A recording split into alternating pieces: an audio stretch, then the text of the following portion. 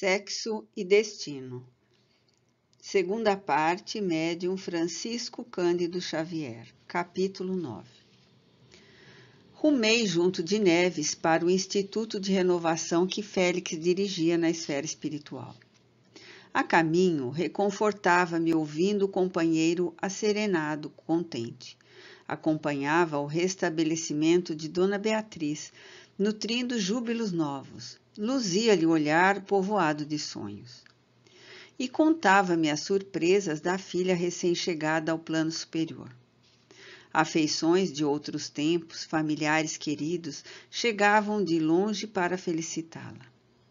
Beatriz concluíra nobre tarefa dentre as muitas empresas admiráveis, cuja extensão é avaliável apenas na pátria dos espíritos. A tarefa da renovação íntima, obtida à custa de sacrifícios ignorados. As lágrimas vertidas no silêncio e as dores anônimas lhe haviam granjeado paz e luz. Mulher desconhecida no mundo, aparentemente escrava de um marido e de um filho que não a valorizavam, atingira realizações sublimes em si própria, entesourando no íntimo riquezas inalienáveis para a imortalidade. De certo, não retornara alçada à glória angélica, mas, tanto quanto era possível na condição em que renascera, voltara triunfante. Regozijava-me igualmente com as impressões que ouvia e, de propósito, fiz quanto pude para não ser inquirido acerca dos Torres, que, a meu ver, ainda estavam por aproveitar os merecimentos da missionária de abnegação que o servira. Receava embaciar o espelho de otimismo em que as esperanças do amigo se retratavam. Neves, talvez pelas mesmas razões, nada me perguntou sobre o genro e o neto, que, sem a guardiã maternal, se viam agora entregues a si mesmos. Fomos defrontados pelo instituto que demandávamos. O Almas Irmãs, assim chamado pelos fundadores, que o levantaram em socorro dos irmãos necessitados de reeducação sexual após a desencarnação. Exibia plano extenso de construções. Conjunto de linhas harmônicas e simples, ocupando 4 quilômetros quadrados de edifícios e arruamentos, parques e jardins, autêntica cidade por si. Inalava-se tranquilidade, alegria. Das aldeias em verde repousante, flores tangidas pelo vento figuravam-se acenos de boas-vindas. Rostos sorridentes nos saudavam, de permeio com os semblantes circunspectos que nos lançavam olhares de simpatia. Todas as idades aí se expressavam nos companheiros de ambos os sexos, os quais renteávamos satisfeitos. Bloco de casario sugeria universidades reunidas. Longe, porém, de encontrar representantes da psicopatia ligada a perturbações sexuais, eram criaturas de aparência ígida, as que nos acolhiam, afetuosas.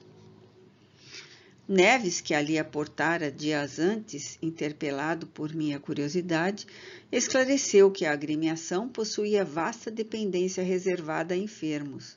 Entretanto, que eu modificasse qualquer conceituação prévia da obra ali desenvolvida, porquanto os verdadeiros alienados, em consequência de alucinações emotivas trazidas da terra, permaneciam reclusos em manicômios, sob tratamento indicado, sempre que apartados das falanges dementes nas regiões tenebrosas. Acrescentou que muitos daqueles que nos cumprimentavam tranquilos remanesciam de tragédias passionais intensamente vividas no mundo. Todavia, revelavam-se agora pacificados e lúcidos, quais as próprias personalidades humanas, depois de reprimir as crises de insânia, quando se rendem ao desequilíbrio mental. As elucidações, no entanto, se interromperam de brusco, porque atingíramos o ponto em que nos cabia tomar contato com Félix, antecipadamente avisados sobre nossa presença. O instrutor, contudo, prevenia-nos da impossibilidade de abraçar-nos de pronto. Aguardar-nos-ia mais tarde na própria residência. Enternecia-nos, entretanto, com grata surpresa. Belino Andrada, amigo que eu não via há precisamente 10 anos e com quem convivera intimamente em atividades outras, ali se achava a fim de iniciar-nos no conhecimento da casa. Abraçou-nos fraternalmente e, como que retomando os esclarecimentos que Neves empreendera, começou dizendo que pisávamos num hospital-escola de suma importância para os candidatos à reencarnação. Os internados ou estudantes vinham, em maioria, de estâncias purgatórias, após alijarem as consequências mais imediatas dos vícios e paixões aviltantes por eles acalentados no plano físico. Rigorosamente examinados, atendiam a critério de seleção nas paragens de angústia expiatória em que se demoravam, e somente depois de julgados dignos entravam naquele pouso de refazimento para estações mais ou menos longas de estudo e meditação, pesquisando as causas e observando os efeitos das quedas de natureza afetiva em que se haviam precipitado. Enquanto nos detínhamos em caminhada agradável, Belino prosseguia informando que todos eles, depois de suficientemente instruídos, são recambiados ao domicílio terrestre, onde reencarnam nos ambientes em que faliram, e tanto quanto possível nas equipes consanguíneas que lhes impuseram prejuízos ou que lhes sofreram os danos. No Almas Irmãs, obtinham a láurea do conhecimento. Na Terra, volviam aplicá-lo por meio das dificuldades e tentações da faina material que nos comprovam a assimilação das virtudes adquiridas. Apresentando-nos praças graciosas ou apreciando aspectos de paisagem, Belino comparou as finalidades do educandário aos centros de cultura superior existentes no mundo, que conferem títulos acadêmicos para o exercício de funções determinadas, dentro da especialização profissional, e confrontou a arena terrestre com a esfera da prática, em que os alunos diplomados são impelidos às experiências e aos encargos que lhe fixam o mérito ou demérito. Ali, a mente se rearticulava, aprendia, refazia, restaurava, mas, de modo geral, sempre no objetivo de retornar ao mundo a fim de incorporar em si mesma o valor das lições recebidas. Acrescentou que, a não ser as reencarnações compulsórias por motivos prementes, o problema do regresso requeria considerações específicas e preparações adequadas, razão pela qual muitos companheiros do Almas Irmãs se corporificavam na Terra com programas domésticos pré-estabelecidos, de maneira a hospedarem com os seus próprios recursos genésicos os colegas afins. Dali, do estabelecimento, esses colegas que se indicavam na posição de filhos para o futuro, os resguardavam e defendiam até a ocasião em que lhes fosse possível mergulhar no berço terreno, constituindo-se dessa forma famílias inteiras em edificações e provas redentoras, que no fundo representavam espiritualmente o trabalho do Instituto entre os homens, qual ocorre às múltiplas organizações congêneres e a outras numerosas associações consagradas à regeneração e ao progresso da alma, nas esferas de ação espiritual que circundam a Terra. Aquele hospital-escola qualificava-se dessa maneira na condição de posto avançado da espiritualidade construtiva, sustentando permanente contato com a vida humana. Cada individualidade reencarnada com vínculos no Almas Irmãs, se encontra ali convenientemente fichada, com todo o histórico do que está realizando na reencarnação obtida, no qual se lhe vê o balanço dos créditos conquistados e dos débitos contraídos. Balanço esse que é examinável a qualquer momento para efeito de auxílio maior ou menor aos interessados, segundo a lealdade que demonstrem na desincumbência das obrigações a que se empenharam e conforme o esforço espontâneo que revelem na construção do bem geral. Indaguei de Belino se conhecia a média geral de aproveitamento na comunidade, e ele informou que sim, acentuando que em 82 anos de existência, o Almas Irmãs, que detinha habitualmente uma população oscilante de 5 a 6 mil pessoas, apontava no coeficiente de cada 100 estudantes 18 vitoriosos nos compromissos da reencarnação, 22 melhorados, 26 muito imperfeitamente melhorados e 34 onerados por dívidas lamentáveis e dolorosas. A minha nova inquirição sobre se os fracassados eram readmitidos informou que ninguém na Terra consegue avaliar a expectativa, a ternura, o esforço e o sacrifício com que os amigos desencarnados torcem pelo triunfo ou pelo aprimoramento parcial dos afeiçoados em serviço no mundo. E nem imaginar a desolação que lhes sacode o ânimo quando não logram abraçá-los de volta, mesmo ligeiramente renovados para o suspirado convívio. Noticiou que os companheiros, em malogro positivo após desencarnação, passam automaticamente às zonas inferiores, onde, por vezes, ainda se demoram por muito tempo em desequilíbrio ou devassidão, conquanto nunca percam o devotamento dos amigos ali domiciliados, que intercedem por eles, junto à colônia, dedicada a outros tipos de assistência. Sabia, porém, de casos pertinentes a vários rematriculados depois dessas refregas. Em compensação, exaltou os prêmios atribuídos aos vencedores. Os aprendizes que são laureados por meio do aproveitamento substancial dos recursos fornecidos pela organização, aí se honram com admiráveis oportunidades de trabalho em instâncias superiores, conforme os desejos que expressem. Atingíramos, entretanto, comprido agregado de edifícios nos quais Andrade informou estarem localizadas diversas atividades de instrução. Iniciamos vistoria afetuosa. Os salões de aula comoviam pelas revelações e os professores pela simpatia. O sexo, por tema central, merecendo o maior apreço.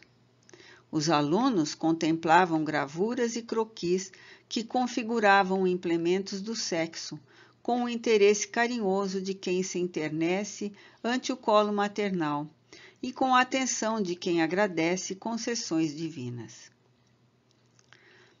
Todos nos acolhiam, denotando cordialidade, sem que a nossa passagem lhe alterasse a aplicação. Contudo, é de salientar a emoção que me empolgava ao observar o crescendo de veneração com que o sexo era homenageado nas diversas faculdades de ensino, pesquisado e enobrecido em cadeiras diferentes. Matérias professadas em regime de especialização. Cada qual atendia em construção propositada. Sexo e amor, sexo e matrimônio, sexo e maternidade, sexo e estímulo, sexo e equilíbrio, sexo e medicina, sexo e evolução, sexo e penologia. E outras discriminações. Disse Andrade que todas as disciplinas são frequentadas por grande cópia de alunos e, tentando saber em quais delas se inscrevia o número mais extenso, viera saber que os assuntos de sexo e maternidade e sexo e penologia retinham proeminência franca. O primeiro reúne centenas de criaturas que se endereçam aos ajustes de lar na Terra, e o segundo enfeixa enorme quantidade de espíritos conscientes que examinam a melhor maneira de infligirem a si próprios determinadas inibições para se corrigirem de hábitos deprimentes no curso da reencarnação a que se dirigem. Muitos chegam a deixar escritas nos arquivos da casa as sentenças que lavram contra si mesmos, antes de se envolverem nas provações que consideram necessárias ao aperfeiçoamento e felicidade que demandam. Tornavam-se as elucidações de Belino cada vez mais interessantes e refletia de minha parte na extensão das obras da cidade espiritual em que me achava. Havia 15 anos longe de conhecer-lhe todos os monumentos de benemerência e cultura, quando alcançamos a residência do diretor.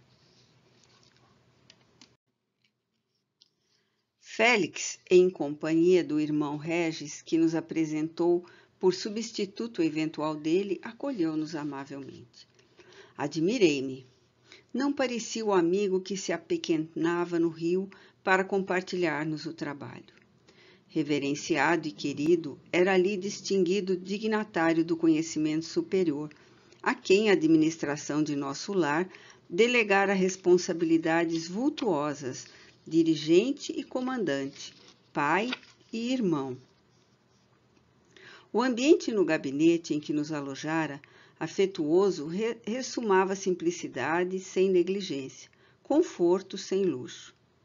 Por trás da poltrona singela de que se servia, salientava-se tela de proporções avantajadas, na qual a mão de pintor exímio gravara o retrato de nobre matrona em prece nas regiões inferiores. A venerável mulher elevava os braços para o céu púmbleo, que filtrava reverbérios de luz, qual se lhe respondesse às rogativas, e em torno dela magotes de espíritos conturbados a se rojarem no solo taciturnos entre consolados e estarrecidos. Registrando-nos o assombro, Félix explicou que conservava naquela obra de arte a lembrança de magnânima servidora do Cristo, desconhecida entre os homens, consagrada no mundo espiritual ao socorro de corações mergulhados nas trevas. Visitava as furnas de expiações pungentes, às vezes sozinha, de outras acompanhada por equipes de colaboradores, amparando, reconfortando. Adotava criminosos desencarnados por filhos da alma, infundia-lhes o ideal da regeneração, levantando-os e instruindo-os.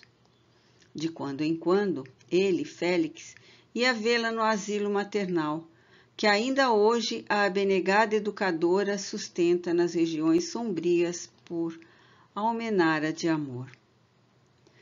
Prosseguiu relatando que, nesse abrigo, permanecem frequentemente mais de 1000 hóspedes, sempre substituídos, uma vez que a benfeitora efetua o encaminhamento constante dos recolhidos a escolas beneméritas, com vistas à reencarnação na Terra ou a estágios de retificação em outras paragens. Informou, dever a ela, que nomeava por irmã, Damiana, o primeiro contato com a verdade, 80 anos antes. Guardava aquele quadro confeccionado a pedido dele próprio, para não se esquecer, nas horas de supremas decisões, nas responsabilidades e encargos que fora investido, da lama em que um dia se afundara e de que se vira arrebatado por aquela missionária engrandecida no espaço a serviço dos infelizes. Neves, porém, imprimiu novo rumo à palestra, colocando em relevo a satisfação de que nos sentíamos possuídos com a revista proveitosa nos órgãos de ensino que acabávamos de realizar, e os apontamentos se voltaram para as questões do sexo que as almas irmãs assumiam aspectos inusitados. O irmão Regis explicou que também se surpreendera a princípio com o respeito profundo ali dedicado aos estudos do sexo, em vista da desconsideração com que autoridades políticas, religiosas e sociais terrestres habitualmente o menoscabam, ressalvadas exceções. E sublinhou com humor que nós, os homens, somos contraditórios quando encarnados, porquanto estamos sempre ávidos de consertar uma tomada em desajuste e queremos sonegar a Deus o direito de socorrer e reabilitar os seus filhos em desequilíbrio emotivo.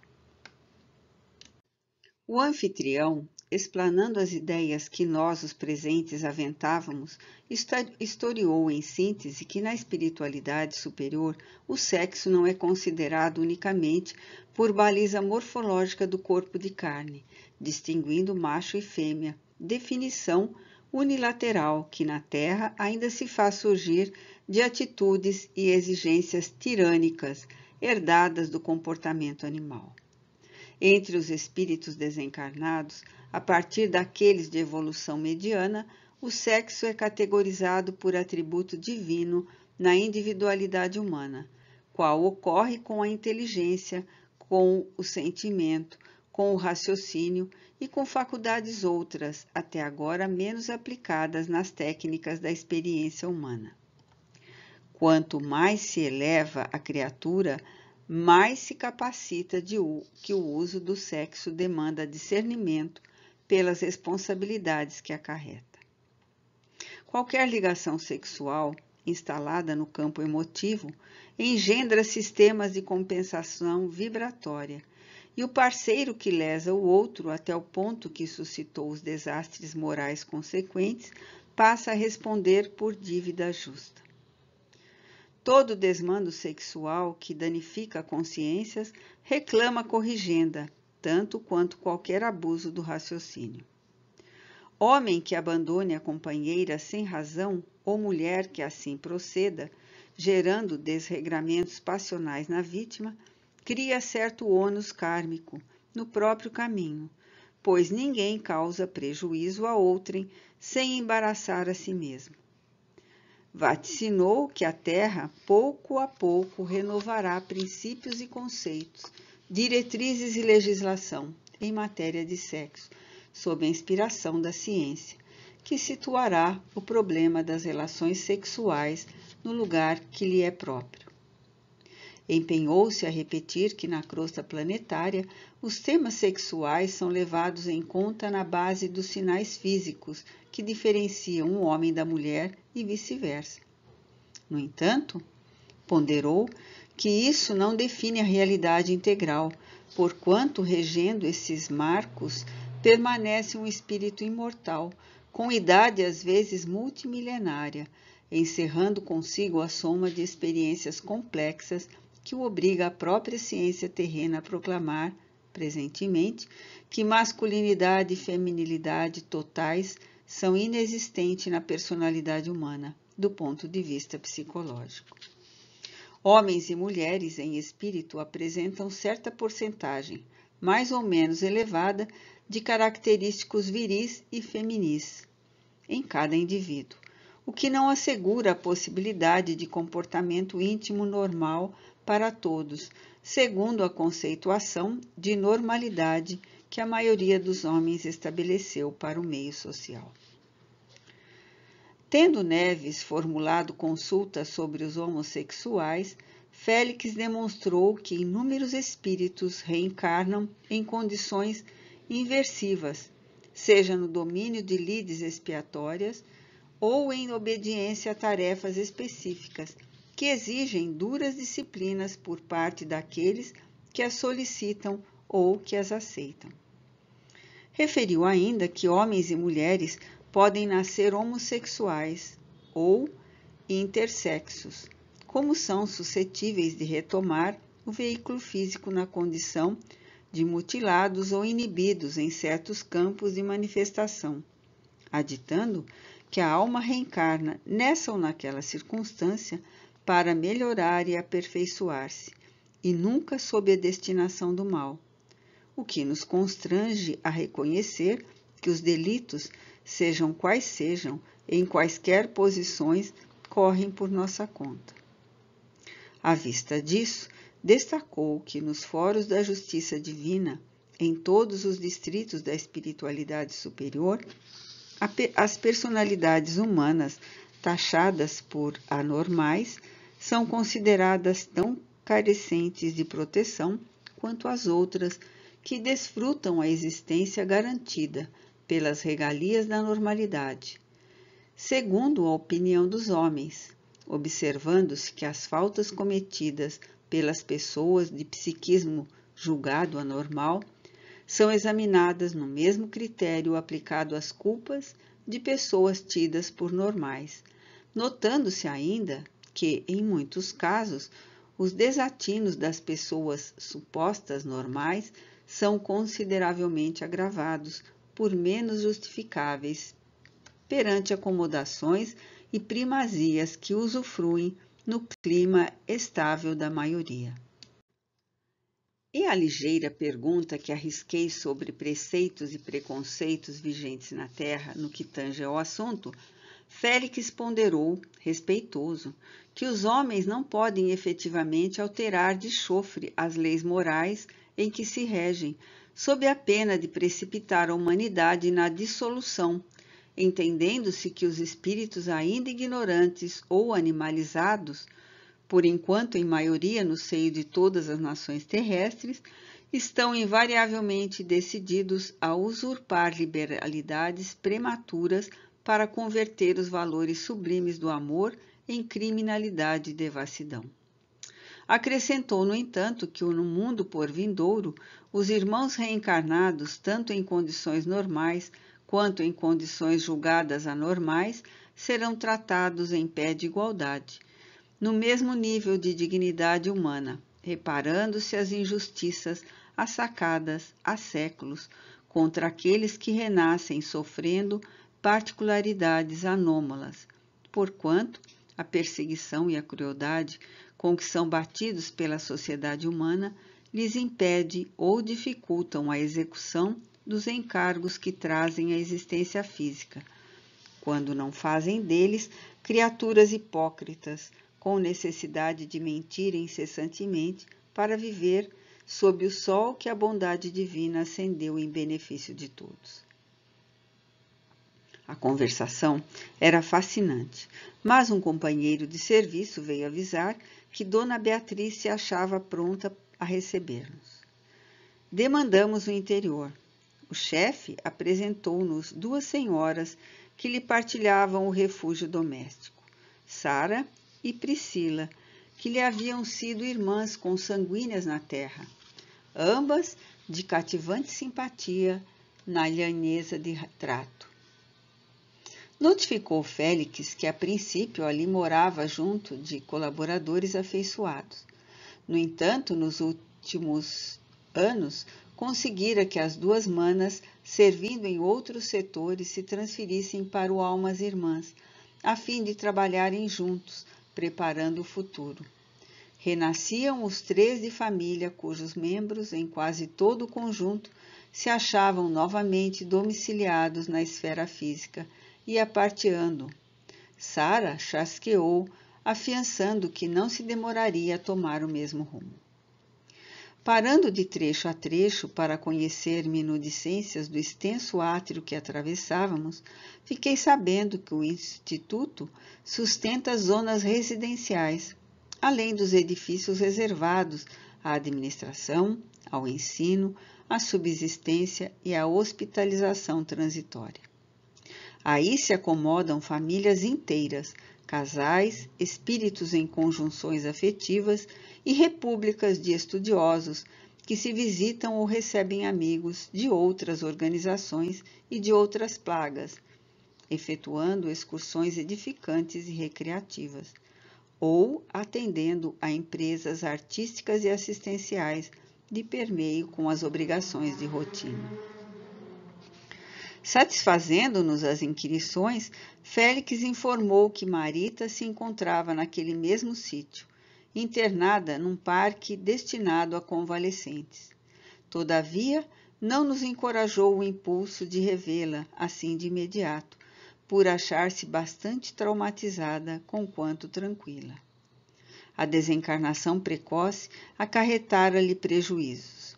Ele, porém, rogara de orientadores amigos as possíveis concessões, a fim de que fosse reposta com urgência no ambiente familiar do Rio, de modo a que se não perdessem medidas em andamento para o resgate do pretério. O decesso prematuro representara fundo golpe no programa estabelecido ali, no Almas Irmãs, anos antes. Contudo, nutria a esperança de reparar as brechas, restituindo ao convívio dos entes caros pela reencarnação de emergência. Dessa forma, aproveitaria a oportunidade e clima de serviço, a maneira de operário que muda de máquina sem se afastar da oficina.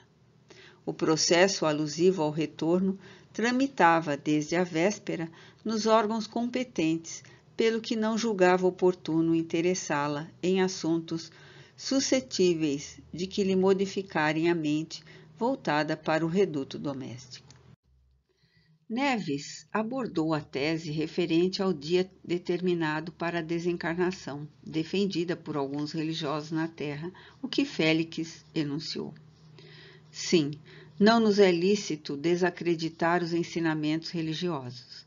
Há planos pré-fixados e ocasiões previstas com relativa exatidão para o deperecimento do veículo físico. No entanto, os interessados costumam alterá-los, seja melhorando ou piorando a própria situação.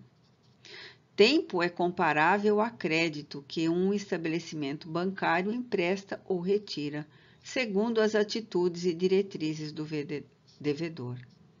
Não podemos, assim, olvidar que a consciência é livre para pensar e agir, tanto nas áreas físicas quanto nas espirituais, mesmo quando jungidas as consequências do passado culposo. E sorrindo, rematou. Qualquer dia é dia de criar destino ou reconstruir destino, uma vez que todos somos consciências responsáveis.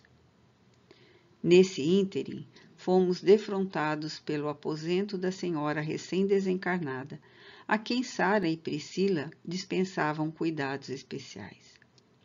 Beatriz remoçara. No semblante a circunspecção de que lhe conhecíamos, mas nos olhos o clarão juvenil da criatura que retoma as aspirações de há muito esmaecidas. Neves aproximou-me. Conversamos. Declarava-se encantada, agradecida aos hospedeiros. Falava como se estivesse num lar de pessoas desconhecidas, sem suspeitar das atenções que recebera de Félix antes de libertar-se do corpo enfermiço. A palestra deslizou sobre os patins da ternura recíproca. Ela reconhecia e os anfitriões satisfeitos. Assuntos numerosos vieram à baila. Notava-se que Félix se empenhava em distraí-la, desentranhando-lhe o pensamento fincado no antigo lar. Todos nos esforçávamos por induzi-la a esquecimento construtivo.